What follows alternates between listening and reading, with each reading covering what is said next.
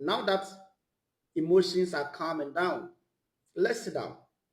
Let's have a very honest conversation and address Barcelona, a beloved football club. I understand the pain, and I feel the pain the Madrid fans went through the whole of last season because we gave to them back to back.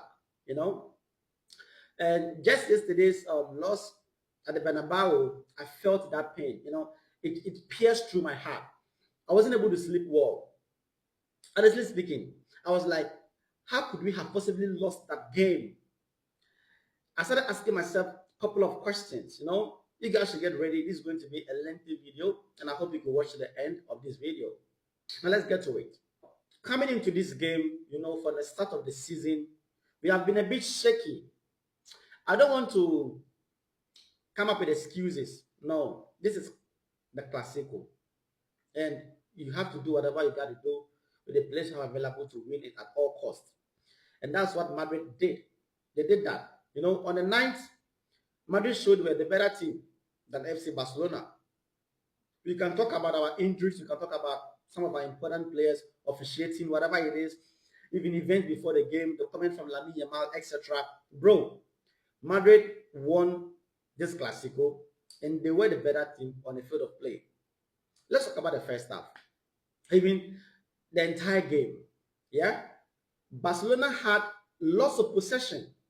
In fact, we had about 63% possession or so in the entire game. But we did nothing with this possession. We did nothing. Going forward, in our attack, we seemed clueless. We were just passing the ball around in front of the Madrid 18-yard. We just couldn't break this Madrid defense down. This Madrid defense, that is not entirely, it's not all that good or better than our defense, although we're having our defensive issues. We couldn't just break them down. And going forward, both teams, Madrid looked more threatening than our team. Ferran Torres, I didn't want to mention names or players, but Ferran Torres was like he wasn't even there. Talking of Marcus Rashford, little bro, Lamine Yamal wasn't at his best. Lamine Yamal has been playing through, he's not almost 100%, but he had to play the past few games because we have no options there. But bro, let's be honest. Going forward, we did nothing with the ball. We did nothing. At times, we were very slow in our attack. We were very slow in possessing this ball. We were easily predictable. We were just easily. I know that for our back line, for our defense, of course, it's obvious. It's not only Real Madrid. Now, if you look very well or reflect on how far we've come through the season, most teams, they break through our high line, they break through our defense. Girona, can talk about all these teams. I mean, the teams we played against, most of these teams broke through our high line. And that is common knowledge. We know. But offensively, we were very predictable and slow in our attack. And that is a cause for concern. I couldn't recognize my team at a point. I was like, what are we doing? What is the Barcelona I used to see last season in Clásicos? At a point in time last season, we were putting fears into teams. When I'm meeting Barcelona last season, we were kind of like scared on what to do. We were clueless. But this time, we are giving teams hope. We are giving them hope. Barcelona is giving teams hope to play against us because they know that they will get a chance or 2 or 3 against this Barcelona team. Defensively, because we are poor. Let's be honest. Let's be honest. I know you guys want to talk about tactics, change of formation, change of whatever it is. But bro, it's not really about the high line.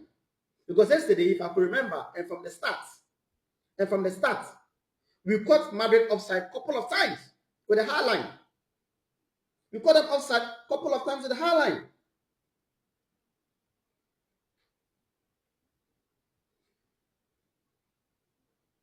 We are just poor. We are just very disorganized defensively. Yes. Let's talk about Kounde for a moment. Kounde this season hasn't been there. No, for the past 4 games I've watched Kounde play for Barcelona, he seemed very absent-minded. I mean, if you take a look at Kounde very well, when the players line up, exchanging hands before the match, you can see that the guy's mind is like somewhere. At the point, I mean, you could read through the comment section, people are asking, what is wrong with you, Kounde? There must be something wrong with this guy. What is going on with him? And yesterday, like, he wasn't even there. Vinicius Jr. was just, I mean, on our right side there. Guy was just playing with and toying with this Kounde. And he had no answer to that.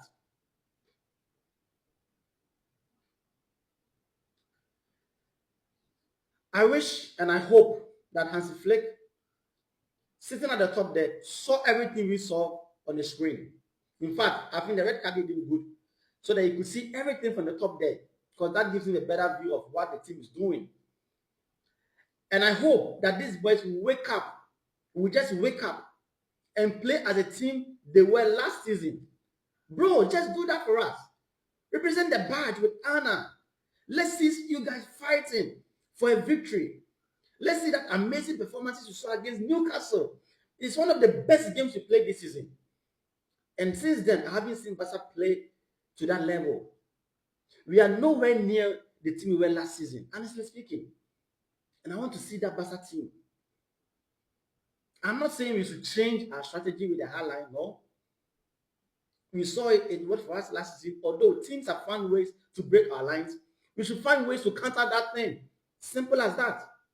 Let me know what to make of the Clasico, the loss against Madrid in the comment section. And I'll see you guys in the next video.